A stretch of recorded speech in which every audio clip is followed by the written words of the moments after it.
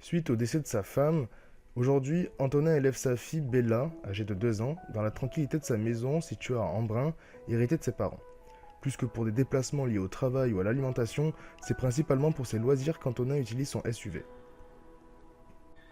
Entouré de verdure, loin de la pollution des centres, il oublie rapidement l'impact que ses habitudes représentent. Et la pandémie du Covid-19 a montré une dépendance qu'a eu la France envers les autres pays en matière de production. Le pays décide donc en 2025 de relocaliser son industrie. Pour offrir la meilleure éducation à Bella, Antonin décide de s'installer à Aix-en-Provence tout en gardant son bien immobilier à Embrun. La gravité de la pollution des centres se répercute en montagne et cela est nettement observé par Antonin. Pour lui, il est temps de changer. Sa voiture ne lui sert plus qu'à retourner les week-ends à Embrun avec sa fille puisqu'il se déplace à vélo dans Aix-en-Provence et suffit à couvrir tous ses déplacements de la semaine. En 2034, une nouvelle application voit le jour et se nomme Share, déployée par la commune. Celle-ci est un réseau social qui permet à chacun de louer un véhicule, mettre en location son propre véhicule ou encore d'organiser simplement des déplacements groupés, comme la randonnée par exemple. C'est Bella qui en parlera à son père, qu'il s'empressera de télécharger. De plus, il est possible de bénéficier de nombreux avantages comme les places de parking silo offertes, réduction sur l'assurance ou encore la division du coût de l'essence. Des avantages non négligeables dans les centres-villes hostiles à la voiture. Et après 4 ans d'utilisation, il utilise de moins en moins son 4x4 le week-end, car Bella n'a plus la même envie et souhaite rester avec son groupe d'amis dans la ville. Il va donc jusqu'à reconsidérer son statut de propriétaire. Il décide alors de revendre son véhicule à la commune et devenir lui-même locataire. Et oui, peu à peu, une majorité des véhicules sont possédés par la commune et l'empreinte voiture n'est plus soumise au planning des propriétaires. Malheureusement, l'année qui suit, des tensions surgissent entre la Russie, l'Iran, la Chine et le reste du monde. L'essence se raréfie et son prix devient exorbitant. Il devient urgent de développer une nouvelle technologie. En conséquence, les moyens sont mis dès 2035 pour favoriser un fonctionnement des voitures à l'hydrogène, grâce à la mise en place de boîtiers de transition. Des blocs de production d'hydrogène sont alors implantés dans vos stations à essence. Cette guerre va représenter un tournant pour les mobilités et nos manières de consommer en général, remettant définitivement en question notre quotidien. La France doit compter sur ses propres ressources pour prospérer. Des régulations sont alors imposées pour limiter les déplacements individuels, qu'ils soient contrôlés selon l'urgence ou les autorisations exceptionnelles. C'est seulement en 2041 que la guerre prend fin. Le développement des technologies se tourne vers la fusion nucléaire. L'hydrogène est quant à lui complètement intégré sur le territoire français. La guerre a changé les mentalités et développé un esprit de solidarité et virtuosité. Bella est partie en Belgique pour suivre ses études et découvre d'autres manières de se déplacer qu'elle exprimera au téléphone à son père, ainsi que le bonheur d'être à proximité de tout. En 2050, éprouvé par ces années de guerre, Antonin décide de retourner profiter de la nature à Embrun. Il revend son duplex à Aix-en-Provence pour réadapter et rénover son logement vieillissant à Embrun, pour minimiser les pertes énergétiques. De son côté, Bella profite de tout ce que le centre-ville de Berlin a à lui offrir. Autant sur le plan pratique qu'économique, les transports publics se présentent comme son mode de transport préféré. Pendant ses quelques retours dans le sud-est de la France pour rendre visite à son père, elle prend le train. En effet, les trajets inter-France de plus de 3 heures en voiture doivent être effectués en train, s'il y a possibilité. Pour se rendre à la gare, entre les villes et les villages, la location des véhicules Share permettent de mener les usagers à bon port. 2061, Bella a 40 ans. Elle a monté son agence d'architecture dans le sud-est de la France.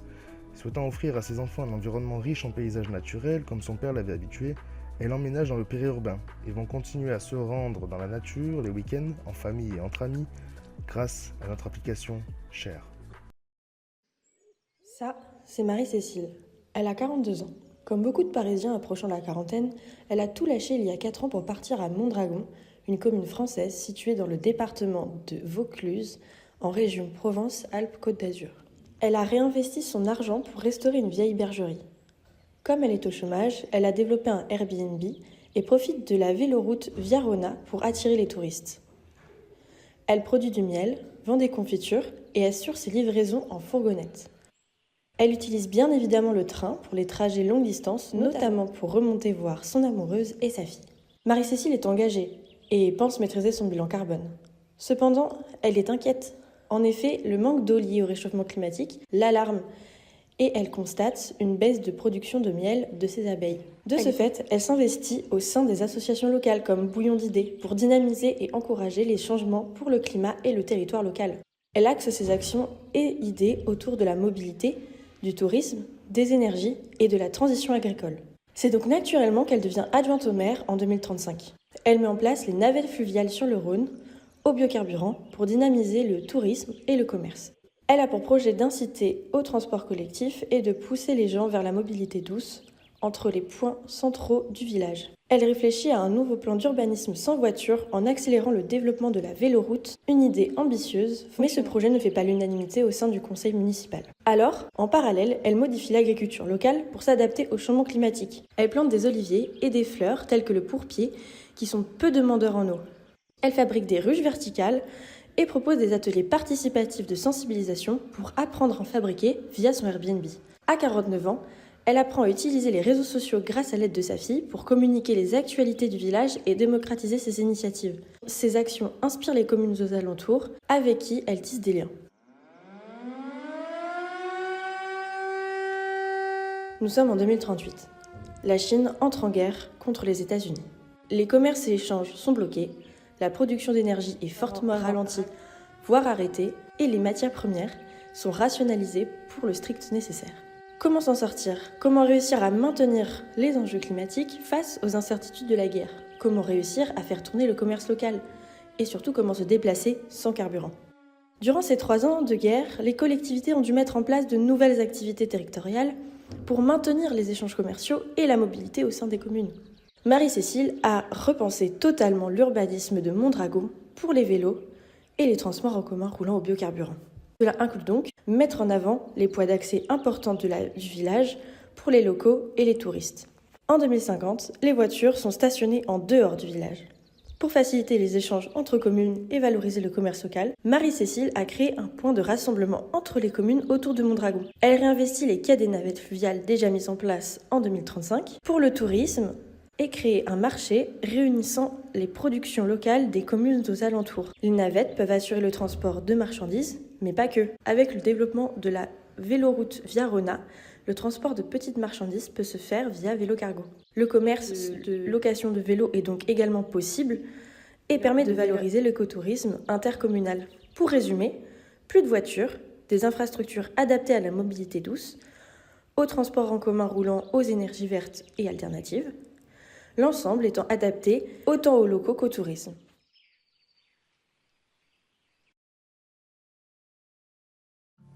Jean-Charles, c'est lui. Ou lui, ou encore lui. Jean-Charles est un homme chanceux qui a hérité de 2 places au port d'Antibes et qui, grâce à sa belle famille monégasque, a pu créer sa société de location de bateaux de luxe. Jean-Charles est passionné de voitures de luxe. Dès qu'une nouvelle est sur le marché, il ne peut s'empêcher de l'acheter. Peu importe son empreinte carbone, Jean-Charles estime son style de vie en fonction de son nombre de followers. À partir de 2023, Jean-Charles prend conscience du tournant que sa vie peut prendre. Son marché évolue, les nouvelles générations souhaitent être plus respectueuses de l'environnement. De plus, le prix du carburant a beaucoup augmenté. Il repense alors complètement son business. Il souhaite utiliser des technologies plus responsables tout en proposant des bateaux et des voyages de luxe. Lui-même toujours à la quête d'expériences inédites et sensationnelles, décide de centrer son entreprise sur ses objectifs. Proposer une expérience insolite, exceptionnelle, sur un voilier de luxe avec son équipage. Et pour les plus courageux, suivre une initiation ou une formation à la navigation. Suite à l'interdiction de la vente de moteurs thermiques dès 2030, ainsi que la mise en place des vignettes critères en centre-ville, il loue désormais une voiture un certain temps, jusqu'à ce qu'il ait envie d'un nouveau modèle. Malheureusement, en 2038, une 3e guerre mondiale éclate. La France n'est plus approvisionnée en ressources, énergie, matières premières. Il n'est plus possible pour Jean-Charles de proposer des voyages au-delà des frontières françaises. Il décide alors de proposer des voyages de décompression, de dépaysement sur les îles de Méditerranée, d'abord à ses amis du club nautique, puis à ses clients français d'avant-guerre. Il décide, après 1 an et demi de guerre, de racheter les yachts privés de certains de ses amis. Ces derniers, utilisant des énergies thermiques, ne peuvent plus être utilisés face aux conditions restrictives de la guerre. Il propose à la mairie de prêter ces yachts afin qu'ils servent de logements sociaux pour les réfugiés. À la fin de la guerre, des lois incitatives et comportementales ont été mises en place. Jean-Charles pourra payer moitié moins cher ses places au port pour ses voiliers qui favorisent des énergies vertes. La guerre ne lui a pas fait perdre trop d'argent. Il décide même d'investir dans de nouveaux voiliers, mais cette fois-ci des voiliers en bois produits et fabriqués en France par des artisans et décide de centrer toute sa société sur la France et son patrimoine. Il propose des voyages découvertes en mer Méditerranée, sur l'ensemble des côtes du territoire ou encore en outre-mer. Il cherche à relancer les échanges sociaux et culturels entre les régions. En 2050, l'entreprise de Jean-Charles prend de l'ampleur et s'étend sur les côtes françaises. Ayant acheté des places dans les ports de La Rochelle et de Saint-Malo, il peut maintenant proposer de nouveaux voyages au départ de ces deux ports et ainsi élargir sa clientèle. De nouvelles propulsions vertes se sont développées comme les moteurs à hydrogène. C'est donc pour rester à la pointe des dernières avancées technologiques que Jean-Charles achète de nouveaux bateaux pour son entreprise. Propose alors des voyages de luxe mêlant savoir-faire, découverte culturelle et respect de l'environnement.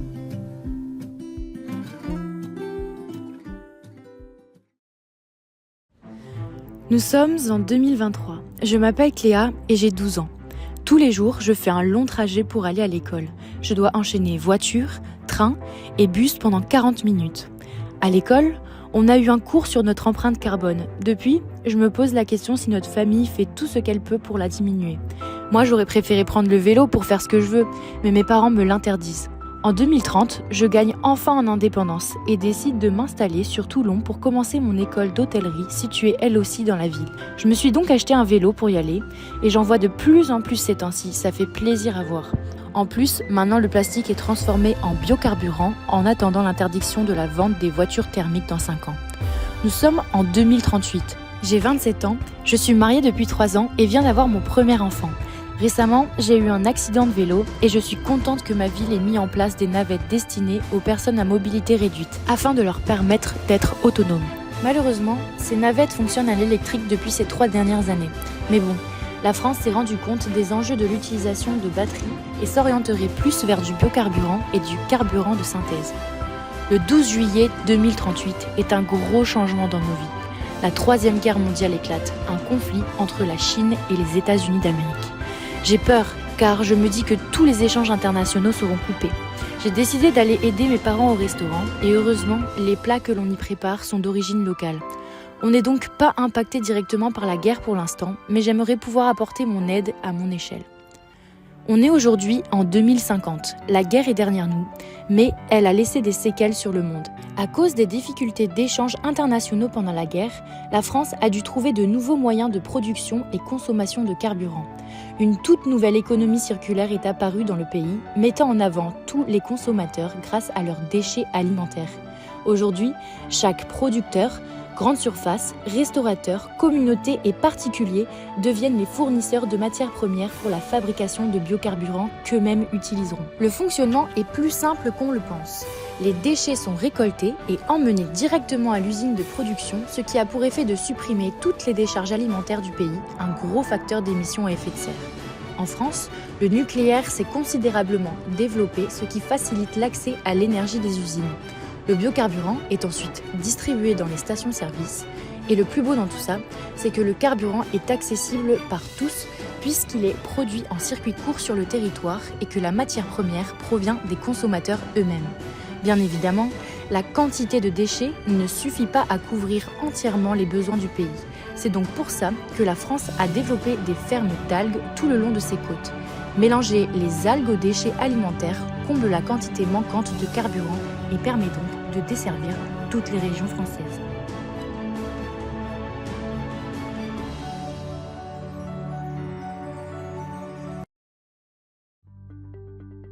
Aujourd'hui, Michel a 63 ans et sa femme Brigitte 53.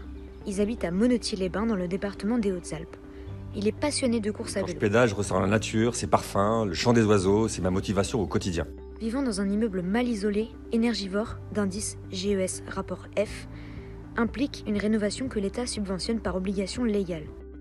Le 28 juillet 2038, un conflit éclate entre la Chine et les États-Unis, provoquant une rupture des marchés mondiaux et l'approvisionnement des ressources et des produits manufacturés. Les stations essence sont vides. Il faut prioriser l'apport énergétique. Michel a 78 ans. Sa perte d'autonomie le contraint. Alors, les collectivités locales réagissent. Dans l'urgence, les services de transport réquisitionnent les quadricycles touristiques pour une mobilité commune sur le territoire urbain. Avec l'association locale d'aide aux migrants de sa femme et ses connaissances techniques, il développe cette mobilité grâce aux méthodologies de la low-tech, peu onéreuses, accessible à tous par des moyens courants et localement disponibles. Il comprend 4 places et propose une fréquence toutes les 30 minutes. Le manque de quadricycles est soucieux. Les voitures sont échangées pour avoir une prime à la transition énergétique que l'État et multiplier la production de cette mobilité douce. Sans les voitures, les parkings se libèrent.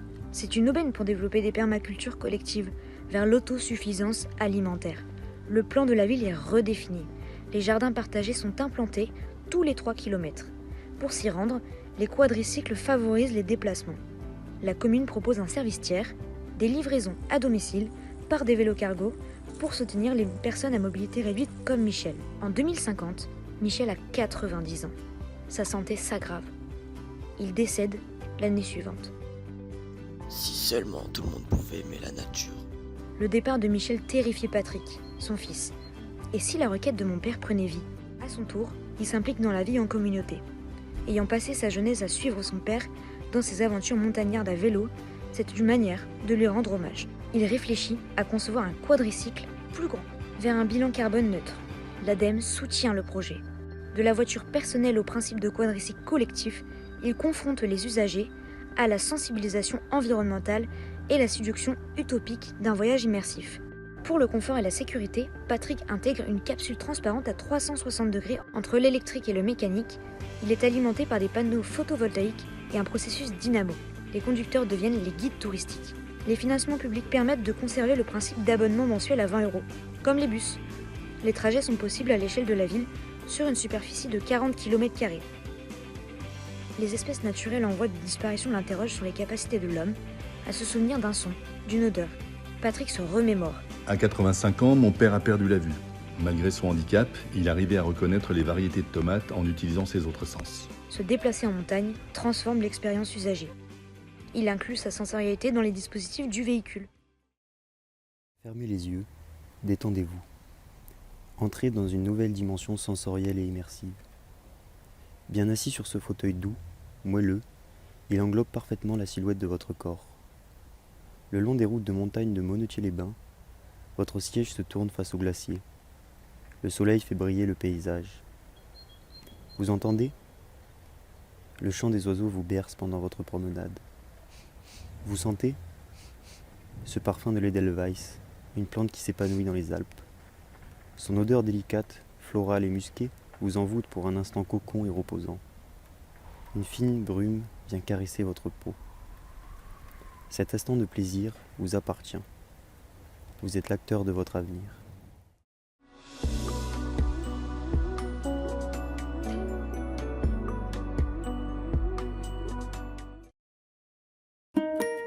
Bonjour, je m'appelle Mélanie, j'ai 55 ans et j'habite à la Caplette à Marseille.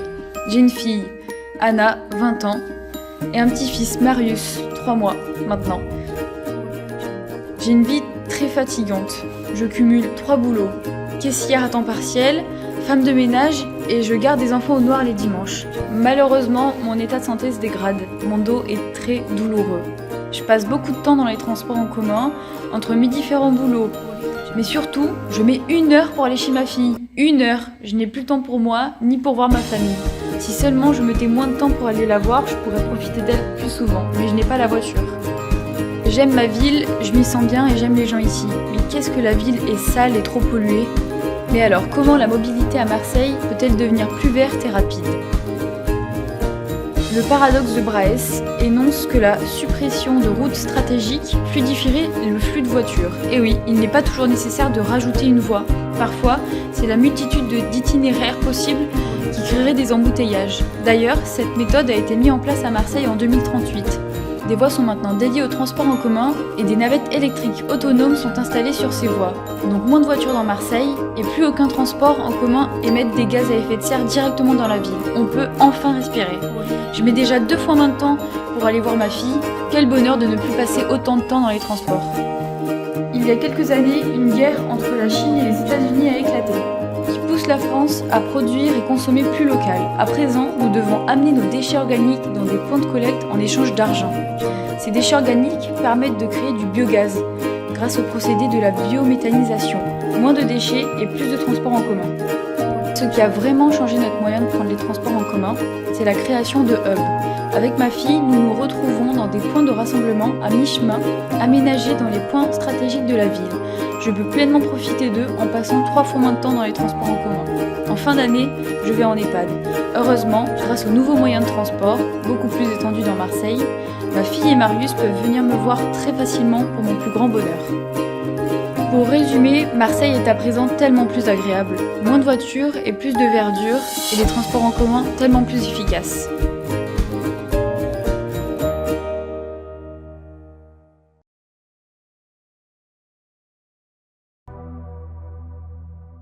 La livraison express de marchandises à domicile est un des problèmes écologiques majeurs dont il faut se soucier afin de réduire notre pollution. En effet, ces derniers kilomètres séparant le commerce de l'acheteur engendrent le déplacement d'un moyen motorisé émetteur. Dans une dynamique de réduction de ces déplacements, une dynamique frugale s'est développée, cherchant à se recentrer sur les besoins essentiels en adoptant un mode de vie plus respectueux de l'environnement. Les déplacements en région. Reportage à Salon de Provence. Yanis, jeune livreur de 26 ans qui travaille à Salon de Provence, fait chaque jour le trajet entre son domicile et son lieu de travail. Sur son temps libre, il se rend sur les plages de Fos-sur-Mer pour faire voler ses cerfs-volants. Son amie Natacha est infirmière libérale et habite à Malmort. Ils se voient de temps en temps et font les trajets entre les deux communes. Les principaux trajets personnels de Yanis se concentrent sur un axe Malmort-Fos-sur-Mer. Yanis doit s'orienter vers des solutions alternatives à ces déplacements, dont l'impact doit être réduit tant sur le plan personnel que professionnel. D'ici à 2038, Yanis peut se déplacer en transport en commun grâce au développement exponentiel de l'offre et de l'incitation régionale à utiliser des modes de déplacement plus doux. Il prend le TER jusqu'à Fos pour pratiquer ses loisirs et prend le bus pour les trajets plus courts. Dans son travail, un changement de fonctionnement s'opère. La distribution des colis et autres marchandises à l'échelle de la ville de Salon se fait grâce à un système de modules qui s'intègre au mode de transport en commun. Un système de greffe permettant le transport des colis et autres marchandises à travers la ville. En pratique, une personne planifie sa commande en sélectionnant la ligne de transport qu'elle souhaite.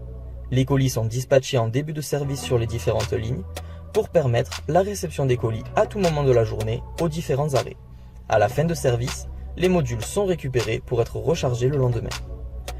La dynamique impulsée dans la région de Salon a un impact positif sur les émissions, jusqu'à ce que la guerre éclate en 2038. Yanis prend alors conscience que nos besoins actuels se résument à des besoins de première nécessité. Il décide alors de développer un service de livraison de première nécessité et de proximité, proposant la vente de produits alimentaires, sanitaires et de services plus sociaux comme la distribution de courrier ou encore l'entretien d'un lien social. En 2041, soutenu par l'État lui offrant des réductions de charges et d'impôts, il poursuit le développement de ce service. Il propose un service de livraison de proximité sur le principe d'un véhicule itinérant, multiservice, proposant la vente de produits alimentaires locaux, de santé et de services. Ce véhicule reprend la forme d'un vélo cargo avec des dispositifs de déploiement pour créer une véritable boutique itinérante. Ce même véhicule ou d'autres exemplaires plus adaptés peuvent être mis à disposition des habitants, mais aussi des professionnels locaux comme les médecins en consultation à domicile par exemple.